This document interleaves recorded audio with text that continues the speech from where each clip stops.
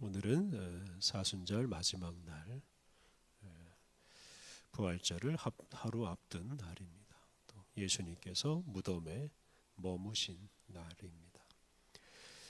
예수님은 죽음의 세계로 내려가셔서 죽은 자들과 함께 하셨습니다. 그리고 그 죽은 자들 가운데서 처음으로 부활하시고 즉 부활의 첫 열매가 되시고 다른 죽은 이들로 하여금 당신의 뒤를 따라 부활의 영광에 이르게 하십니다. 예수님의 죽음은 무기력하거나 절망적인 죽음이 아닙니다. 부활의 소망이 있는 영광스럽고 희망적인 죽음입니다. 예수님의 죽음과 부활은 이 세상과 또 우리를 살리는 능력이고 또 지혜라고 할 수 있습니다. 오늘 본문은 지혜에 대한 말씀입니다.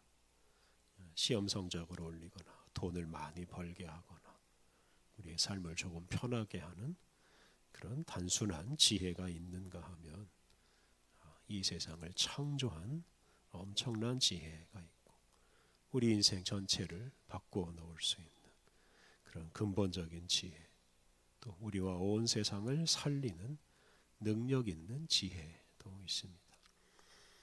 오늘 본문은 우리에게 이 땅의 지혜가 아니라 하늘로부터 내려오는 차원 높은 지혜를 추구하라고 말씀하십니다. 13절은 참된 지혜에 대해서 말합니다. 13절 너희 중에 지혜와 총명이 있는 자가 누구냐? 그는 선행으로 말미암아 지혜의 온유함으로 그 행함을 보일지니라. 새한글 성경 여러분 가운데서 지혜롭고 이해력 있는 사람이 누구입니까? 그는 좋은 행실로 자기의 행함을 보여주어야 합니다. 지혜에서 비롯된 온유함으로 하는 행함을요. 자신이 지혜와 총명이 있는 사람이라고 주장하는 사람은 그것을 선행으로 입증해야 합니다. 그리고 그 선행은 온유함에서 나오는 선행이어야 합니다. 머릿속에 좋은 생각이나 좋은 정보가 있다고 해서 그 사람을 지혜로운 사람이라고 할 수 없습니다. 행함이 없는 믿음이 죽은 믿음인 것처럼 온유함에서 비롯된 선행을 하지 않는 사람은 헛된 지혜를 가진 사람입니다. 14절 이하에서는 땅의 지혜와 하늘의 지혜를 비교합니다.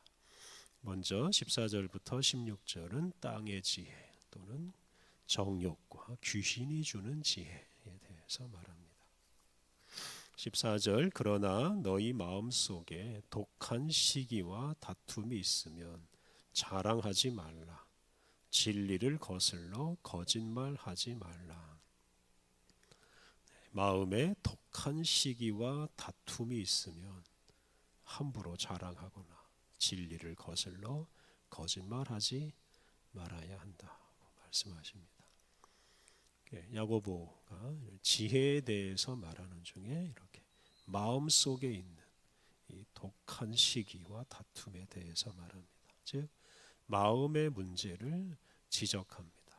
그래서 이 구절은 바른 마음으로 지혜를 추구해야 한다는 뜻입니다.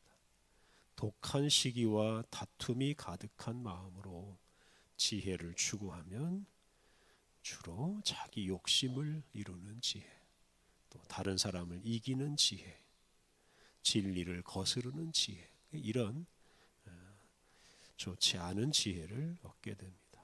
그리고 그런 지혜를 자랑하면 온갖 악한 일이 일어나고 싸움이 일어납니다.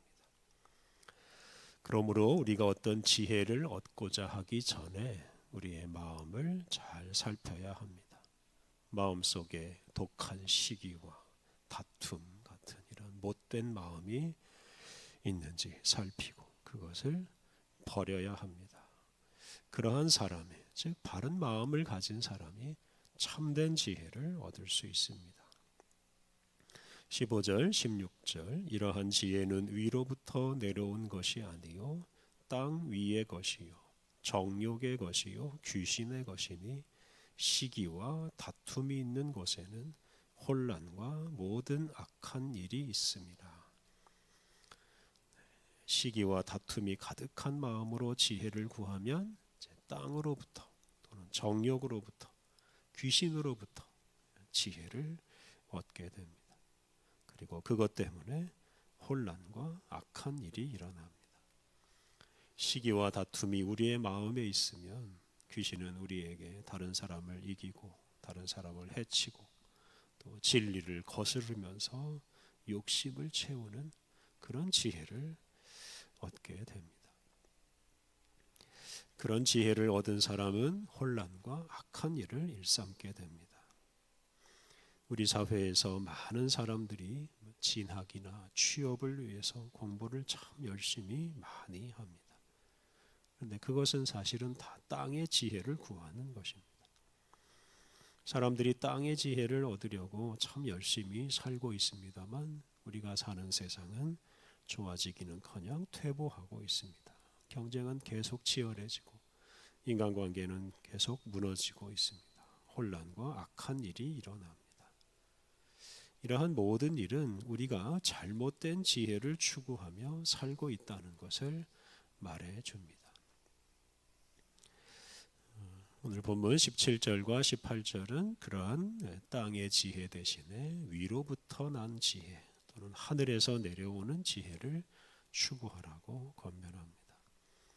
17절 오직 위로부터 난 지혜는 첫째 성결하고 다음에 화평하고 관용하고 양순하며 긍휼과 선한 열매가 가득하고 편견과 거짓이 없나니. 이 위로부터 난 지혜, 즉 하나님이 주시는 지혜는 우리를 성결하게 합니다. 우리를 죄와 거짓으로부터 지켜줍니다. 위로부터 난 지혜는 화평하고 관용하고 양순하게 합니다. 하나님이 주시는 지혜는 이웃과 친해지고 평화를 추구하게 합니다. 다른 사람을 너그러운 마음으로 받아들이게 합니다. 또 사람들을 온유하고 따뜻하게 대하게 합니다. 하나님이 주시는 지혜는 또한 긍휼과 선한 열매가 가득하게 합니다. 그 지혜는 긍휼을 베푸는 지혜이고 선행을 하지 않으면 견디지 못하게 하는 지혜, 또 편견이나 거짓을 물리치는 지혜입니다. 오늘 본문 13절에 나오는 것처럼 참으로 지혜로운 사람은 온유한 마음에서 나오는 선행으로 자신이 지혜롭다는 것을 입증해야 한다고 하였습니다. 이렇게 지혜와 그 지혜에서 비롯된 삶의 좋은 열매는 서로 뗄 수가 없습니다. 우리의 삶에서 아름답고 좋은 열매가 많이 맺힐 때 그 사람을 지혜로운 사람이라고 할 수 있습니다.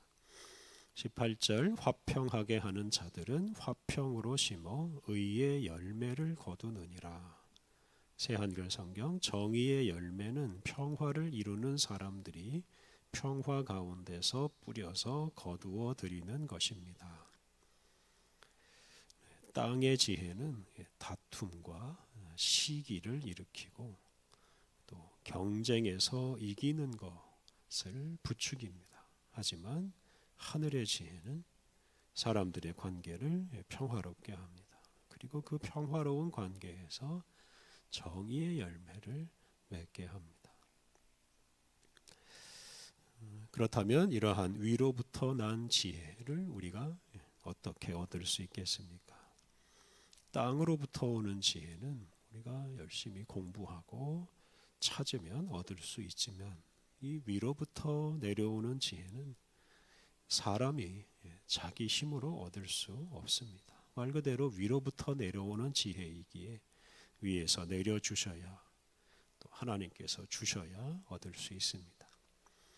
이 때문에 앞에 있는 야고보서 1장 5절에서 야고보는 그러한 지혜를 주시는 하나님께 구하라고 하였고 그러면 하나님께서 후하게 주시리라고 말씀하셨습니다. 우리는 하늘로부터 내려오는 지혜를 얻고자 하나님께 기도해야 합니다. 그렇다면 하나님이 우리에게 주시는 궁극적인 지혜는 무엇이겠습니까? 그것은 바로 예수님이십니다. 예수님과 예수님의 말씀, 예수님의 삶은 하나님의 말씀 그 자체이고 하나님의 지혜를 다 모아놓은 것과 같습니다. 그리고 그 지혜는 우리의 인생을 복되고 영원하게 하는 능력입니다. 예수님을 영접하고 믿는 사람이 바로 이 하나님이 주시는 지혜를 얻어서 새롭고도 선한 열매를 맺으며 살 수 있습니다. 고린도전서 1장 30절 하반절, 예수는 하나님으로부터 나와서 우리에게 지혜와 의로움과 거룩함과 구원함이 되셨으니, 예수님은 하나님으로부터 우리에게 오신 지혜이십니다. 우리가 예수님을 믿고 영접할 때 하늘로부터 오는 새로운 지혜를, 차원 높은 지혜를 얻습니다.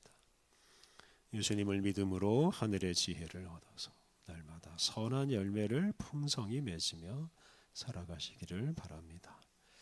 함께 기도하겠습니다. 하나님, 땅에서 나는 지혜를 추구하는 사람들로 인해 이 세상에서 벌어지는 악하고 더러운 일들을 슬퍼하게 하옵소서. 땅의 지혜를 버리고 하늘의 지혜를 구하게 하옵소서. 성결과 평화와 정의를 이루는 지혜를 얻게 하옵소서. 하나님의 지혜이신 예수님을 영접함으로 우리가 참으로 지혜롭고 능력 있는 사람이 되어서 온 세상을 구원하는 복음을 전파하게 하옵소서. 은혜가 풍성하신 하나님, 우리에게 새로운 날을 주시니 감사합니다. 거룩하신 주님과 동행하는 귀하고 복된 날이 오니 오늘도 기쁘고 감사하는 마음으로 살게 하여 주옵소서.